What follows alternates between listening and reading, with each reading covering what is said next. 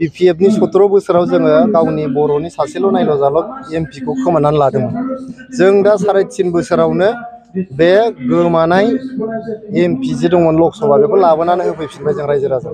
दा रायजो राजाया बिसार खालामथोंसै जे 17 बोसोराव 10 बोसोर MP खोमाग्राफोरनो भट होगोन ना 3.5 बोसोर सरकार सालायनायावनो गोमाखानाय MP खौ लाबोनानै रायजोफोरनो होफैफिननो हादों जे जों बर' MP सासे बेनो भट होगोन बेखौ रायजो राजाफ्रा डिसिजन लागोन।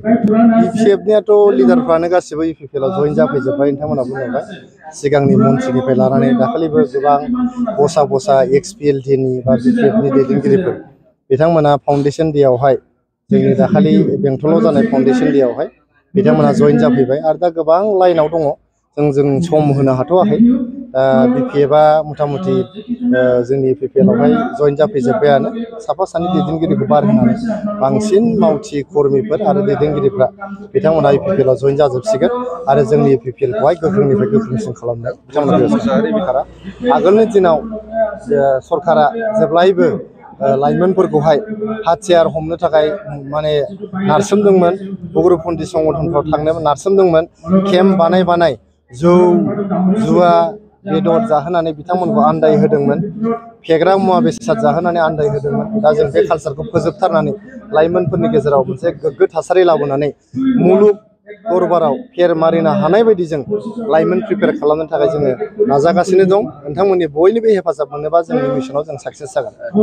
जिहेतु जोंहा सिडली MLA समस्तिनि बाय इलेक्शना फैगासिनो दं सेप्तेम्बर दाननि जोबनायथिंहाय जागोन होननानै जोंनि इलेक्शन कमिशननि जे अफिसियेल्सफोर बिथांमोना जोंनि इनफरमेसन हरबाय। बिनि थाखायनो जोंहा जे मोनबा NCLA समस्ति दं सिडली समस्तिनि सिङाव बे मोनबा समस्तियावबो जोंहा बुथ सन्मेलन जादों। जिहेतु दाखालि MP इलेक्शननि उनाव जों बुथ कमिटिफोरजों बेबायदि लोगो हमलायनाय सावरायलायनाय जों जाथ'वाखैमोन।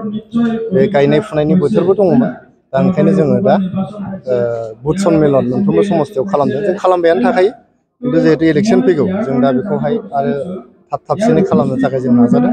बिनिनो पार्ट हिसाबै दिनै मोनब्रै समस्ति जोंहा निसिमा आरो जोंहा काजलगांव 13 चिरां आरो 14 चिरां दुवार मोनब्रैबो समस्तियावहाय दिनै बुथ सन्मेलन जादों। मोननै बुथ सन्मेलनाव आं दिनै नुजाथिदों 13 चिरांनि बुथ सन्मेलन खासिक'त्रायाव आरो नैबेयावहाय जोंहा 14 चिरां दुवारनि जागासिनो दं बेयाव आं नुजाथिफैनानै जोबोद गोजोननाय मोनदों।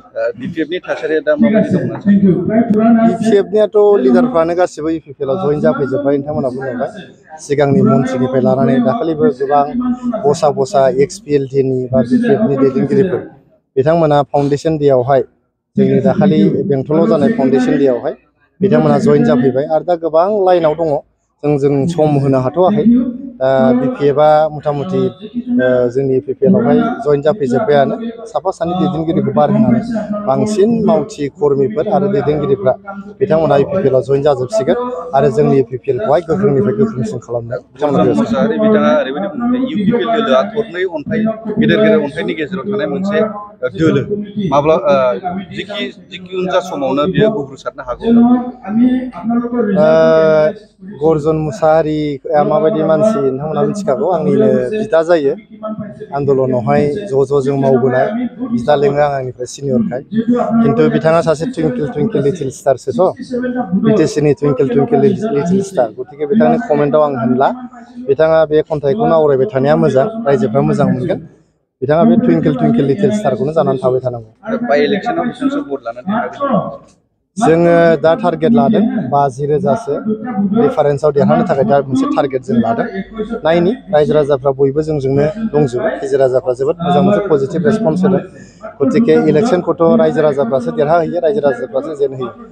गतिके रायजो राजाफ्रा जोंखौ आशीर्बाद होगोन जोंनि मावनाय हाबानि सायाव बिथांमोना गोजोननाय होगोन।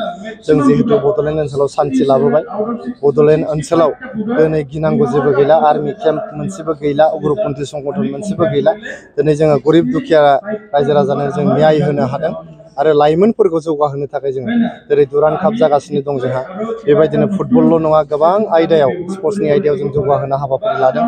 बड'फा सुपार 50 मिशननि जोङो UPSC APSC खालामनानै नोंथांमोना नुबाय थांनाय बोसोराव देग्लायनि बोसोराव जोङो APSC आव 50 जननिफ्राय बांसिन जों APSC माने परिखाखौ पास खालामहोनो हादों आरो जों UPSC निखौबो मोजां मिजिं खालामगासिनो दं। UPSC आवबो जोंनि गथ'फ्रा मोजां माने रिजाल्ट खालामनो हागोन होननानै जोङो लाइमोनफोरनि गेजेराव मोनसे गुन गोनां सोलोंथाइजों लोगोसे बादायलायनायनि मोनसे आबहावा लाबोनो जों नाजागासिनो दं सरकारा। आगोलनि दिनाव सरकारा जेब्लायबो लाइमोनफोरखौहाय हाथियार हमनो थाखाय माने नारसोमदोंमोन, उग्रपन्थी संगठनफ्राव थांनो नारसोमदोंमोन, केम्प बानाय जौ जुवा बेदर जाहोनानै बिथांमोनखौ आन्दाय होदोंमोन, फेग्रा मुवा बेसाद जाहोनानै आन्दाय होदोंमोन। दा जों बे कालसारखौ फोजोबथारनानै लाइमोनफोरनि गेजेराव मोनसे गोग्गो थासारि लाबोनानै मुलुग दरबाराव फेर मारिनो हानाय बायदि जों लाइमोन प्रिपेयार खालामनो थाखाय जोङो नाजागासिनो दं। नोंथांमोननि बयनिबो हेफाजाब मोनोबा जोंनि मिशनाव जों साक्सेस जागोन। सार BPF आरो गुबुन गुबुन दोलोनि दैदेनगिरिफ्रा बुंसोबाय थायो जे UPPL दोलोआ मेल मिटिं खुंनानै समफोरखौ बारहोगासिनो दं। बिसोरनाव माने मोनसे गणतान्त्रिक सिन्ताधारा बिथांमोनाव गैया। सुबुं दारा खान्थिनि सायाव बिसोरहा बांद्राय गियान गैया। खालि सिगि सग' बुनाय सोनाय दाबि धमखि बेखौल' बिथांमोना बुजियो। जों जाबाय मोनसे गणतान्त्रिक बा सुबुं दारा खान्थियाव फोथायग्रा मोनसे हान्जा। जेब्लानाखि नोङो सुबुं दारा खान्थियाव फोथायगोन होमबा मेल मिटिं खालामनांगोन, रायजोफोरखौ बुजायहैनांगोन, रायजोफोरनि गोसोखौ जों जय खालामनांगोन, होमबासो जों भट मोननो हागोन। जोंथ' सिगिग्रा मानसि नङा, बुग्रा मानसि नङा, जोंनावथ' हाथियार गैया। जों जाबाय सिम्पोल गरिब दुखिया न'खरनिफ्राय फैनाय जों माने लाइमोनफोर बा मानसिफोर। जोङो सिगि सग' खालामनानै भट लानो हानाय नङा। बे BPFनिसो कालसार। जोंनि कालसारा जाबाय रायजोनि गेजेराव थानानै रायजोजों मेल मिटिं खालामनानै रायजोनि साजेसन लानानै बिथांमोननि आशीर्बाद लानानै अननाय लानानै बिथांमोननि गोसोखौ जय खालामनानैसो जोङो राजखान्थि खालामगासिनो दं। UPPL दोलो हिसाबै नैबे फैबाय थानाय बाइ इलेक्सनाव UPPL आबो बे दोलोजों कन्टेस्ट जानो हागौ होननानै सानो नोंथाङा? बेयावथ' जों खोनादों जे दा जिहेथु जोङो BJP, AJP आरो UPPL ज' गेलेगोन, गुबुन फारसेथिं माखासे हान्जाफ्रा केन्डिडेटखौनो होनाय नङा होननानै जों खोनादों। केन्डिडेट होआबाथ' जों वाक अभार जागोन, ओरैनो देरहागोन जों। बिजाथिखौ माब्ला फोसावगोन? बिजाथिया टाइम जाबानो फोसावगोन, दाबो माने इलेक्सनानो फोसावाखै। जेब्ला जों बिजाथिखौ फोसावगोन जोंहा सिङाव थिग जानानै थाखाजोब्बाय। जेब्ला जों फोसावगोन नोंथांमोननो सिगां खिन्थाहरगोन जों खौरां बिजोंनोनो।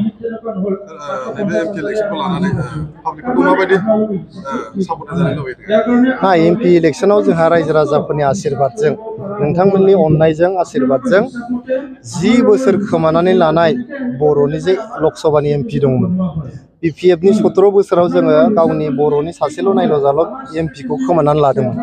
जों दा 3.5 बोसोरावनो बे गोमानाय MP जे दंमोन लकसभा, बेखौ लाबोनानै होफैफिनबाय जों रायजो राजा। दा रायजो राजाया बिसार खालामथोंसै जे 17 बोसोराव 10 बोसोर MP खोमाग्राफोरनो भट होगोन ना 3.5 बोसोर सरकार सालायनायावनो गोमाखानाय MP खौ लाबोनानै रायजोफोरनो होफैफिननो हादों जे जों बर' MP सासे, बेनो भट होगोन। बेखौ रायजो राजाफ्रा डिसिसन लागोन। MP इलेक्सन जोबखांनायनि उनाव दिनैसिम BPF दोलोआ माने ससियेल मिडियाआव माखासे मेल मिटिंफोर बिदि खुंनायखौ नुनो मोनाखै। थारैनो बेनि आन्दोआव मोनसे दुर्बलता दं नामा? बेखौथ' नोंथांमोना एसे तदन्त खालामदो। बिसोरो बांसिन जेब्ला इलेक्सन गैया, आं खोनादों बिसोर माने तास गेलेयोनो, जुवा गेलेयो जाहैदों। जुवा गेलेनानै सानफा हरफा जिरायहाबनानै थायो। आरो बांसिनानो बोरायजोब्बाय, गोदान सेंग्राफोरथ' हाबहैयाखै, गोदान लाइमोनफोर थाङाखै। गोबाङानो बैसो जाबाय, सिबायफोर, बिहामजो मोनबाय, फिसौ फिथाइ मोनबाय, न'आव एसे हाबसोनानै थानो गोनां जाबाय। आरो आगोल सरकार थानाय समाव गोबां मानसिखौ सिगि सग' खालामबाय, गोबां मानसिनि रां थगायनानै जाबाय, गोबां मानसिखौ साख्रि बाख्रि होगोन होननानै थगायबाय। बे थगायनायनि थाखाय गोबाङानो दा लाजिनानै ओंखारनोबो हाला। दा लाजिनानैबो ओंखाराखै जानो हागौ, आरो बै माबा गेलेनाया, बे गेलेनायनि थाखायबो ओंखाराखै जानो हागौ। मोनसे फोसावथाय, नोंथांमोननि थाखाय मोनसे गोजोनथाव खौरां लानानै फैदों। चिरां जिल्लानि सिङाव थानाय काजलगावनि सिफुं हटेलखौ गुवाहाटी नोगोरनि साखाथियाव थानाय सानसारियाव गोदानै मोनसे सिफुं हटेल ब्रान्च खुलिनाया नोंथांमोननि थाखाय गोजोनथाव खौरां लानानै फैदों। नोंथाङाबो जुदि गुवाहाटीयाव थायोब्ला एबा गुवाहाटी नोगोराव दावबायहैनाय समाव बर'नि दोरोङारि ओंख्रिखौ जानो लुबैयोब्ला गुवाहाटी नोगोरनि साखाथियाव थानाय सानसारियाव गोदानै बेखेवनाय सिफुं हटेलाव थांनानै जाहैनो हागोन। बे सिफुं हटेलाव नोंथाङा बाङाय बेसेनावनो बर'नि गोबां गुबुन गुबुन दोरोङारि जाग्रा ओंख्रिफोरखौ मोननो हागोन। अनला दाउ, सबाय दाउ, अमाजों नारजि, मैथा अमा, ना बाथोन, थारुन ना, थारुन अमा आरो गोबां बायदि बायदि बर'नि ओंख्रिखौ बे बर'नि सिफुं हटेलाव मोननाय जायो। सोरबाफोर जुदि बे सिफुं हटेलाव बर'नि संनाय खावनायखौ जानो थाखाय सिगांग्रो अर्डार हरनोब्ला नैबे 9864747796 9954772037 जानबुं नम्बराव कल खालामनानै बुकिं खालामहरनो हागोन।